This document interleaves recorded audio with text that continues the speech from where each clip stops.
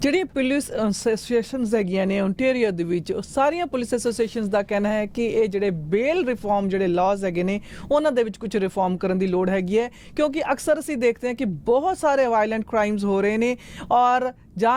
ਕਈ ਲੋਕ ਜਿਹੜੇ ਆਪਣੇ ਨੇਬਰਹੁੱਡ ਦੇ ਵਿੱਚ ਅਣਜਾਣੇ ਹੀ ਸ਼ਿਕਾਰ ਹੋ ਜਾਂਦੇ ਨੇ ਇਹਨਾਂ ਕ੍ਰਾਈਮਸ ਦੇ। ਕਈ ਵਾਰੀ ਜਿਹੜੇ ਸਾਡੇ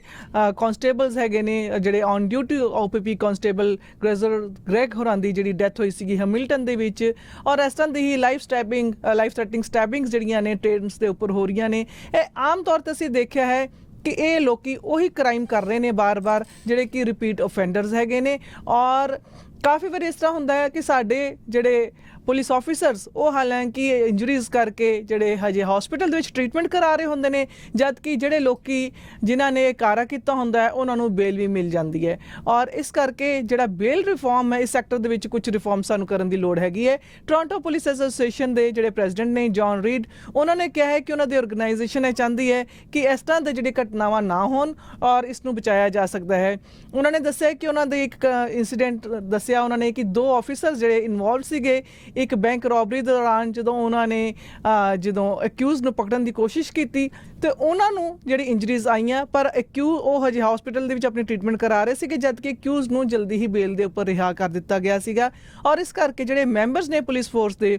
ਉਹਨਾਂ ਨੂੰ ਇਸ ਗੱਲ ਦੀ ਚਿੰਤਾ ਹੈ ਕਿ ਜਿਹੜੀ ਲੈਵਲ ਹੈ ਵਾਇਲੈਂਸ ਦਾ ਉਹ ਵੱਧਦਾ ਜਾ ਰਿਹਾ ਹੈ। ਉਹਨਾਂ ਦੇ ਕੋਲ ਐਨੇ ਐਂਡਸ ਨਹੀਂ ਹੈ ਕਿ ਇਸ ਨੂੰ ਮੀਟ ਅਪ ਕਰਨ ਔਰ ਇਹ ਕੁਝ ਛੋਟੀ ਜਿਹੀ ਗਿਣਤੀ ਹੈ ਐਸੇ ਲੋਕਾਂ ਦੀ ਜਿਹੜੇ ਕਿ ਬਾਰ-ਬਾਰ ਇਸ ਤਰ੍ਹਾਂ ਦੇ ਜਿਹੜੇ ਵਾਇਲੈਂਸ ਕਰਦੇ ਨੇ ਇਸ ਤਰ੍ਹਾਂ ਦੇ ਇਨਸੀਡੈਂਟਸ ਕਰਦੇ ਨੇ ਪਰ ਉਹਨਾਂ ਨੂੰ ਜਿਹੜੀ ਬੇਲ ਮਿਲ ਜਾਂਦੀ ਹੈ ਤੇ ਫਿਰ ਜਿਹੜੇ ਹੈ ਦੁਬਾਰਾ ਕੰਮ ਕਰਦੇ ਰਹਿੰਦੇ ਨੇ ਔਰ ਜਿਹੜੇ ਫਾਇਰ ਆਰਮਸ ਕਰਕੇ ਖਾਸ ਕਰਕੇ ਜੇ ਕੋਈ ਪਕੜਿਆ ਜਾਂਦਾ ਹੈ ਤਾਂ ਉਸ ਨੂੰ ਬੇਲ ਨਹੀਂ ਮਿਲਣੀ ਚਾਹੀਦੀ ਔਰ ਇਸ ਕਰਕੇ ਸਰਕਾਰ ਨੂੰ ਕਿਹਾ ਜਾ ਰਿਹਾ ਹੈ ਕਿ ਜਿਹੜੇ ਲੋਕੀ ਇਲੀਗਲ ਫਾਇਰ ਆਰਮਸ ਦੇ ਨਾਲ ਫੜੇ ਜਾਂਦੇ ਨੇ ਜਾਂ ਜਿਹੜੇ ਲੋਕੀ ਰਿਪੀਟ ਵਾਇਲੈਂਟ ਅਫੈਂਡਰਸ ਨੇ ਇਹਨਾਂ ਲੋਕਾਂ ਨੂੰ ਕਸਟਡੀ ਦੇ ਵਿੱਚ ਰੱਖਣ ਦੀ ਲੋੜ ਹੈ। ਇਹਨਾਂ ਨੂੰ ਬੇਲ ਦੇਣੀ ਨਹੀਂ ਚਾਹੀਦੀ ਔਰ ਇਹਨਾਂ ਨੇ ਇਹ ਵੀ ਕਿਹਾ ਹੈ ਕਿ ਇਹ ਨਹੀਂ ਅਸੀਂ ਕਹਿੰਦੇ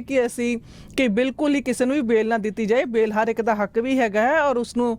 ਲੋਕਾਂ ਨੂੰ ਅਵੇਲ ਵੀ ਕਰਨਾ ਚਾਹੀਦਾ ਹੈ ਪਰ ਜਿਹੜੇ ਲੋਕਾਂ ਨੇ ਬਹੁਤ ਜ਼ਿਆਦਾ ਸੀਰੀਅਸ ਕ੍ਰਿਮੀਨਲ ਅਫੈਂਡ ਕੀਤੇ ਨੇ ਔਰ ਜਿਹੜੇ ਬਾਰ-ਬਾਰ ਸਾਡੇ ਸ਼ਹਿਰ ਦੇ ਵਿੱਚ ਇਸ ਤਰ੍ਹਾਂ ਦੇ ਜਿਹੜੇ ਕਾਰਨੇਜ ਕਰਦੇ ਨੇ ਜਾਂ ਕਮਿਊਨਿਟੀਜ਼ ਦੇ ਉੱਪਰ ਇਸ ਤਰ੍ਹਾਂ ਦੇ ਜਿਹੜੇ ਕਾਰਨੇਜ ਕਰਦੇ ਨੇ ਕੌਨਸਟੈਂਟ ਫਾਇਰ ਆਰਮਸ ਜਿਹੜੇ ਹੈ ਉਹਨਾਂ ਦੀ ਇਨਵੋਲਵਮੈਂਟ ਹੈਗੀ ਹੈ ਕੌਨਸਟੈਂਟ ਸ਼ੂਟਿੰਗਸ ਹੋ ਰਹੀਆਂ ਨੇ ਸਿਟੀ ਦੇ ਵਿੱਚ ਇਹ ਜਿਹੜਾ ਇਸ ਤਰ੍ਹਾਂ ਜਿਹੜੇ ਲੋਕ ਹੈਗੇ ਆ ਇਹਨਾਂ ਲੋਕਾਂ ਨੂੰ ਬੇਲ ਦੇ ਵਿੱਚ ਜਿਹੜਾ ਹੈ ਉਹ ਸਹੂਲਤ ਨਹੀਂ ਹੋਣੀ ਚਾਹੀਦੀ ਔਰ ਇਹਨਾਂ ਨੂੰ ਕਸਟਡੀ ਦੇ ਵਿੱਚ ਰੱਖਣਾ ਚਾਹੀਦਾ ਹੈ। ਔਰ ਉਹਨਾਂ ਨੇ ਕਿਹਾ ਕਿ ਜਿਹੜਾ ਬਿੱਲ C-48 ਸੀਗਾ ਇਹ ਇੱਕ ਬਿਲਕੁਲ ਰਾਈਟ ਡਾਇਰੈਕਸ਼ਨ ਦੇ ਵਿੱਚ ਬਿੱਲ ਹੈਗਾ ਹੈ। ਫਾਰਮਰ ਅਟਾਰਨੀ ਜਨਰਲ ਡੇਵਿਡ ਲੈਮੈਂਟੀ ਨੇ ਇਹ ਬਿੱਲ ਇੰਟਰੋਡਿਊਸ ਕੀਤਾ ਸੀਗਾ ਬਿੱਲ C-48 ਮਿਡ-ਮਈ ਦੇ ਵਿੱਚ ਔਰ ਇਹ ਜੇ ਬਿੱਲ ਪਾਸ ਹੋ ਜਾਂਦਾ ਹੈ ਤੇ ਜਿਹੜੇ ਲੋਕਾਂ ਨੇ ਇਸ ਤਰ੍ਹਾਂ ਦੇ ਵਾਇਲੈਂਟ ਕ੍ਰਾਈਮ ਕੀਤੇ ਨੇ ਜਾਂ ਜਿਹੜੇ ਵੈਪਨ ਦੇ ਨਾਲ ਪਕੜੇ ਜਾਂਦੇ ਨੇ ਉਹਨਾਂ ਨੂੰ 5 ਸਾਲ ਤੱਕ ਦੀ ਜੇਲ੍ਹ ਹੋਏਗੀ ਔਰ ਫਿਰ ਵੀ ਉਹਨਾਂ ਨੂੰ ਇਹ ਦੱਸਣਾ ਪਏਗਾ ਕਿ ਅਗਲੇ ਜਿਹੜੇ ਹੈ ਆਉਣ ਵਾਲੇ ਦਿਨਾਂ ਦੇ ਵਿੱਚ ਬੇਲ ਵੀ ਉਦੋਂ ਹੀ ਦਿੱਤੀ ਜਾਏ ਕਿ ਕਦੋਂ ਸਾਨੂੰ ਲੱਗੇਗਾ ਕਿ ਇਹ ਤੁਸੀਂ ਇਹ ਦੁਬਾਰਾ ਕੰਮ ਨਹੀਂ ਕਰੋਗੇ ਇਸ ਤਰ੍ਹਾਂ ਦੇ ਕਿਸ ਤਰ੍ਹਾਂ ਪ੍ਰੂਵ ਕਰੋਗੇ। ਇਹ ਸਾਰੀ ਗੱਲਬਾਤ ਕਰਨ ਤੋਂ ਬਾਅਦ ਹੀ ਇਹਨਾਂ ਲੋਕਾਂ ਨੂੰ ਰਿਹਾ ਕਰਨਾ ਚਾਹੀਦਾ ਹੈ